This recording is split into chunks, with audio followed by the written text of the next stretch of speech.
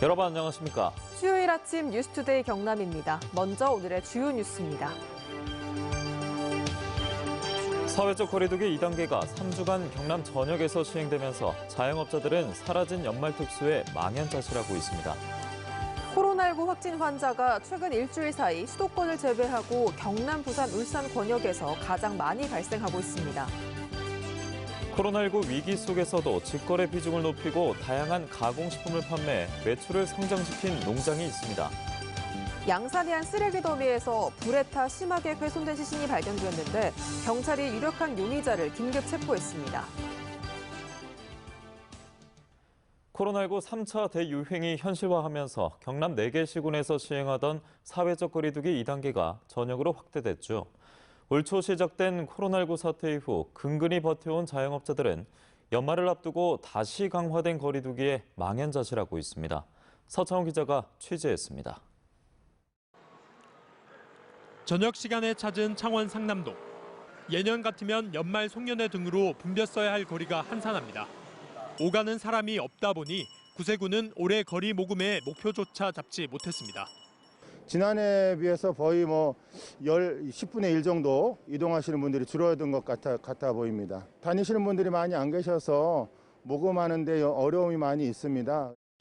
노래방과 단란주점이 빼곡히 자리 잡은 건물들의 절반 이상은 불이 꺼져 있습니다. 지난달 29일부터 창원의 사회적 거리두기가 2단계로 격상되면서 영업을 중단한 지 10여일. 하지만 2단계가 3주 더 연장되면서 연말 특수는 더 이상 기대할 수 없게 됐습니다. 저녁 9시면 영업을 마감해야 하다 보니 술을 파는 식당들은 손님이 거의 없습니다. 오늘은 한 팀도 안 들었고 어제는 한 팀. 9시에 마감을 해야 되는데 괜찮으십니까? 여쭤보면 돌아가시는 분들이 많고요. 장사가 잘 돼서 예약 손님조차 받지 않았던 이 음식점도 24년 만에 문을 닫을 위기입니다. 이미 종업원을 절반이나 줄였는데도 현재의 매출로는 인건비나 재료비 등 기본 유지비도 충당하기 힘들기 때문입니다. 오른 손님 받아가지고 시험저걸 하는데 아예 지금 이 연말까지 이렇게 2단계가 가보면 사실은 이거 문 닫아야 됩니다. 도시 민적이 끊기면서 손님이 급감한 PC방도 사정은 마찬가지. 매출이 반토막 나버린 30대 가장은 인건비라도 줄여보려고 혼자 일을 하다 보니 아내와 자식 얼굴을 못 본 지도 2주나 됐습니다. 좀 줄일 게 인건비밖에 없다 보니까 인건비만 계속 줄여가고 있습니다. 손님 없을 때 이제 족장 좀 잡아가면서 그렇게 생활하고 있어요. 끝날 듯 끝나지 않는 코로나 사태에 자영업자들의 시름은 나날이 깊어지고 있습니다. MBC 뉴스 서창호입니다. 경남에선 코로나19 확진 환자 26명이 추가되며 소규모 집단 감염이 좀처럼 꺾이지 않고 있습니다. 최근 일주일 사이 수도권을 제외하면 경남, 부산, 울산 권역에서 가장 많은 확진 환자가 나오고 있습니다. 신은정 기자입니다. 창원의 한 중학교에 선별 진료소가 설치됐습니다. 40대 여성 확진 뒤 남편과 이 학교에 다니는 아들까지 양성 판정을 받자 학교에도 폭넓은 검사가 실시된 겁니다. 간호사인 이 여성이 다니는 병원에선 환자와 의료진 129명에 대한 검사 결과 모두 음성이 나왔습니다. 감염 경로가 불분명한 이 가족을 포함해 경남의 추가 확진 환자는 26명, 소규모 집단 감염이 대부분입니다. 진주 이통장 관련해선 진주에서 5명, 사천 하동에서 각각 1명씩이 추가돼 77명으로 늘었습니다. 모두 자가격리 해제를 위한 검사에서 양성 판정을 받았습니다. 김해 주간 노인보호센터 관련해 확진 환자의 가족이 진주와 김해에서 각각 1명씩 늘었고 창원 아라리 단란주점 관련 2명, 창원 음악학원 관련 1명, 거제 조선소 관련 3명이 추가되는 등 집단 감염이 확산세를 보이고 있습니다. 최근 일주일간 권역별 일일 평균 확진자는 경남, 부산, 울산이 59.9명으로 수도권 416.3명을 제외하면 전국에서 가장 많은 수를 기록했습니다. 도민들께서는 타 시도로의 이동을 자제해 주시고 도내 시군 간 이동도 최대한 줄여주시기 바랍니다. 방역당국은 경남 전역에 내려진 사회적 거리두기 2단계 효과를 거두기 위해선 잠시 멈춤과 개인 방역수칙 준수에 협조해 줄 것을 거듭 당부했습니다. MBC 뉴스 신은정입니다.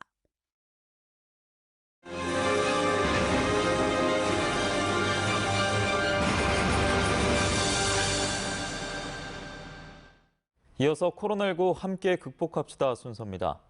코로나19 여파로 농업도 어렵다고 하는데요. 이 가운데 합천의 한 파프리카 농장은 직거래 비중을 높이고 다양한 가공식품을 판매, 매출을 오히려 30%나 늘렸다고 합니다. 이종승 기자가 취재했습니다. 합천 가해산 자락 2만여 제곱미터 규모의 파프리카 농장, 연간 400톤을 수확해 서울 청과몰 시장에 주로 내다 팝니다. 그런데 작년까지만 해도 거의 없었던 직거래 비중이 올해 15%까지 높아졌습니다. 코로나19로 먹거리에 대한 관심이 높아져 식감이 아삭한 이 농장의 파프리카가 입소문을 타면서 방문 판매나 택배 주문이 급증했기 때문입니다.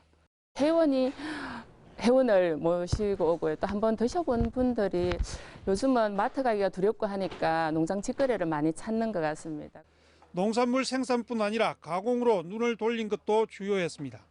파프리카와 오이, 새싹쌈 등 10여 가지 농산물로 빵과 소금, 오일 같은 다양한 가공식품을 만들어 팔고 있습니다. 덕분에 매출은 작년보다 30%나 늘었습니다. 그냥 생가로 팔았을 때보다 가공을 하니까 훨씬 부가가치율은 높고요. 또 가공을 하게 되는 것은 소비자의 제한에 의해서 지금 소금이라든가 만들고 있습니다. 부족한 원재료는 인근 소규모 농가에서 구매해 지역 상생에도 보탬이 되고 있습니다. 사장님 가오세요 가면 담은 미포이라도 받아가니까 그 우리 도움이 되지. 그러면 안 먹고 버려야 되는데.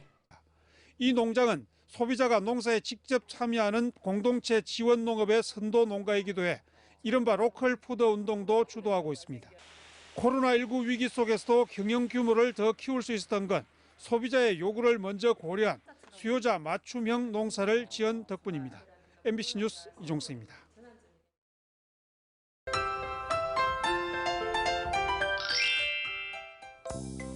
오늘 아침 보온에 신경 쓰시길 바랍니다. 대부분 지역의 아침 기온 영하권에 들면서 경남 내륙은 영하 5도 이하로 뚝 떨어진 곳이 많은데요. 이번 추위는 아침에 절정을 보인 뒤 낮부터 점차 풀릴 것으로 보입니다. 자세한 기온 살펴보시면 창원의 아침 기온 영하 1도, 진주 영하 5도, 의령은 영하 7도까지 뚝 떨어졌고요. 낮에는 창원 9도, 진주 10도, 의령은 11도까지 오르면서 일교차가 크게 벌어지겠습니다. 경남 지역에 대기가 건조한 곳이 많습니다. 차고 건조한 공기가 들어오면서 이 건조함도 계속될 것으로 보이는데요. 해안을 중심으로는 바람도 약간 강하게 불면서 작은 불씨라도 주의 깊게 관리해 주시길 바랍니다. 위성영상 보시면 오늘 대체로 맑은 날씨를 보이다가 밤부터 구름 많아지겠습니다. 경남 지역의 미세먼지 농도 좋음 수준 보이면서 공기질 깨끗하겠습니다. 오늘 어제보다 아침 기온이 큰 폭으로 떨어졌습니다. 아침 기온 살펴보시면 밀양 영하 6도, 함안은 영하 7도에서 시작하고요. 낮에는 밀양 10도, 양산 12도까지 오르겠습니다. 서부 지역 보시면 거창 영하 7도, 산청 영하 6도에서 시작합니다. 낮에는 거창 11도, 합천은 10도까지 오르겠습니다. 바다의 물결은 최고 1.5m까지 비교적 잔잔하게 일겠습니다. 내일부터 예년 수준의 기온을 보이겠고요. 대체로 맑은 날씨가 쭉 이어지겠습니다. 날씨 정보였습니다. 어제 새벽 양산의 한 재개발 지역 공터 쓰레기 더미에서 심하게 훼손된 60대 여성의 시신이 불에 탄 채 발견됐습니다. 경찰은 한 50대 남성을 유력한 용의자로 특정하고 긴급 체포했습니다. 정영민 기자입니다. 경남 양산의 한 재개발 구역 건물 입구에 불에 탄 쓰레기 더미가 쌓여 있습니다. 화재 현장에서 시신이 발견된 건 어제 새벽 3시 40분쯤. 쓰레기 더미에서 불이 난다는 주민 신고로 출동한 경찰과 소방대원들이 불이 꺼진 뒤 큰 자루 하나를 발견했는데 그 안에서 심하게 훼손된 시신 일부가 나온 겁니다. 네, 여기가 도봉지역이에요. 조금 저쪽에 또 왜냐면 무서워서 저는 한 6시면 가거든요. 근데 그 정도 아무것도 없어요.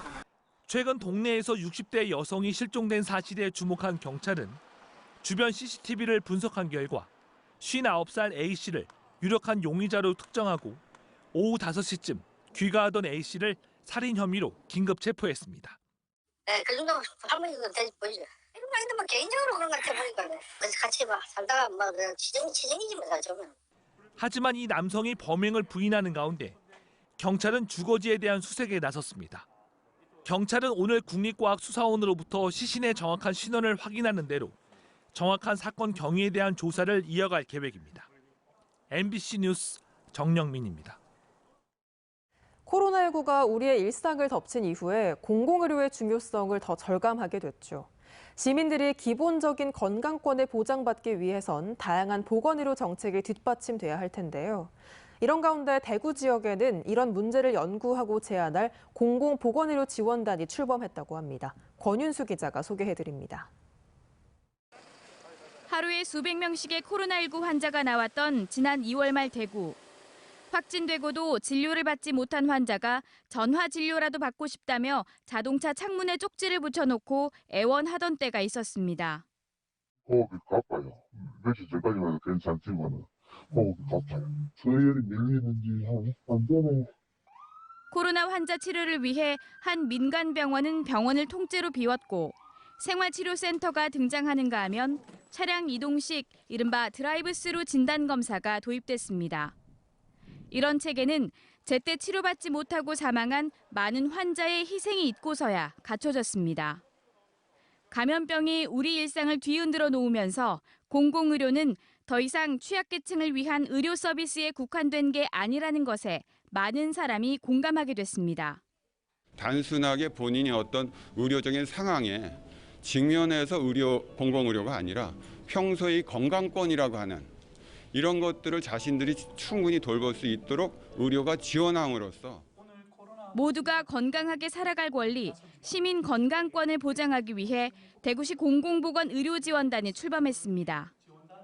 최근 문제로 떠오른 감염병뿐 아니라 응급, 외상, 분만 같은 필수 의료 서비스를 대구 의료체계가 잘 제공하고 있는지 분석합니다. 또 지역의 건강 문제를 발굴하고 맞춤형 공공의료 정책을 제안합니다. 공공보건의료 협력체계 안에서 공공보건의료 지원단은 지역의 건강 수준을 모니터링하고 현안을 분석해서 대구 맞춤형 공공의료 정책을 개발하는 것을 목표로 하고 있습니다. 대구시는 지원단의 출범으로 보건정책을 개발하는 데 있어 전문성을 높이고 감염병 확산 같은 위기 상황 때 공공과 민간의 협력이 좀 더 원활해질 것으로 기대하고 있습니다. MBC 뉴스 권윤수입니다. 투데이 경남 순서입니다. 2021 창원 희망의 빛거리 개막식이 오늘 오후 성산 아트홀 앞 가로수길에서 열립니다. 통영 치매 극복 선도단체 지정 및 현판식이 오늘 오전 한산 우체국에서 열립니다.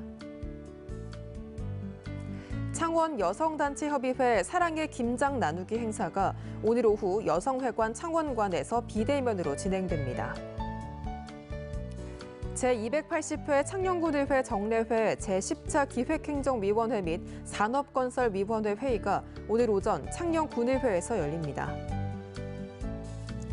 제250회 합천군의회 정례회 제2차 본회의가 오늘 오전 합천군의회에서 개최됩니다.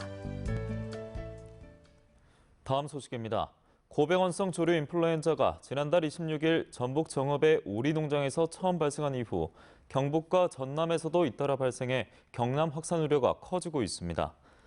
특히 이달 들어 도내 야생 조류에서 4건의 고병원성 조류 인플루엔자 항원이 검출됐습니다. 축산당국은 철새도래가 증가하는 내년 1월까지 조류 인플루엔자 발생 위험도 높아질 것으로 보인다며 철새 도래지를 집중 관리하고 농장 간 전파를 막기 위한 방역을 강화했습니다. 진주시가 내년도 국비 예산으로 올해보다 7.3% 증액된 3,942억 원을 확보했습니다. 국비 예산이 투입될 내년 주요 사업은 진주역 신도시 복합혁신센터 건립과 국립항공우주 전문과학관 설립, 상평산업단지 재생사업, 신안동 복합스포츠타운 조성사업 등입니다. 지방자치법 전부 개정안이 국회 법제사법위원회를 통과하며 창원의 특례시 승격에 청신호가 켜졌습니다. 개정안은 인구 100만 이상인 경남 창원시와 경기도 수원, 고양 용인시에 기초지자체 지위는 유지하면서 광역시급의 행정 재정적 권한을 주는 내용을 담고 있으며 오늘 오후에 예정된 국회 본회의를 통과하면 최종 확정됩니다. 지역 문화예술 발전에 이바지하고 적극적인 문화예술 활동 참여를 유도하기 위한 제59회 경상남도 문화상 수상자가 선정됐습니다. 문학부문엔 김춘복 소설가가, 조형예술부문엔 김윤희 주식회사 줌 대표가, 문화언론부문엔 박승우 MBC 경남 미디어센터장이, 체육부문엔 김재구 경남대학교 스포츠과학과 교수가 선정됐으며 코로나19의 여파로 시상식은 따로 열리지 않았습니다. 경남에서 1억 원 이상 고액 기부자 모임인 아너소사이어티 10번째 부부 회원이 나왔습니다. 천숙희 삼성기전 대표이사는 이달 초에 경남 사회복지 공동모금회를 찾아 1억 원을 기부했습니다. 천 대표이사의 배우자인 이종열 광산전기 대표이사는 지난 2015년 아너소사이어티에 가입한 바 있습니다. 국내 유일 전기 전문 연구기관인 한국전기연구원 출입 도로명이 불모산로에서 전개길로 변경됐습니다. 창원시는 한국전기연구원의 국가지역경제 발전에 기여한 공로를 인정해 진입도로 125m를 전기 명칭이 들어간 전국 첫 도로명으로 바꾼다고 밝혔습니다. 환경미화원들이 무거운 종량제 봉투를 처리하는 과정에서 발생하는 안전사고를 막기 위해 합천군이 100리터 종량제 봉투를 폐지하고 50리터와 75리터로 대체합니다. 환경부 지침에는 100리터 봉투의 쓰레기 무게를 25kg으로 제한하고 있지만 실제로는 잘 지켜지지 않고 있습니다. 산청군이 연말 연시를 맞아 군 직영 온라인 쇼핑몰 산엔청 쇼핑몰에서 오는 23일까지 송년 고객감사 특별 할인전을 개최합니다.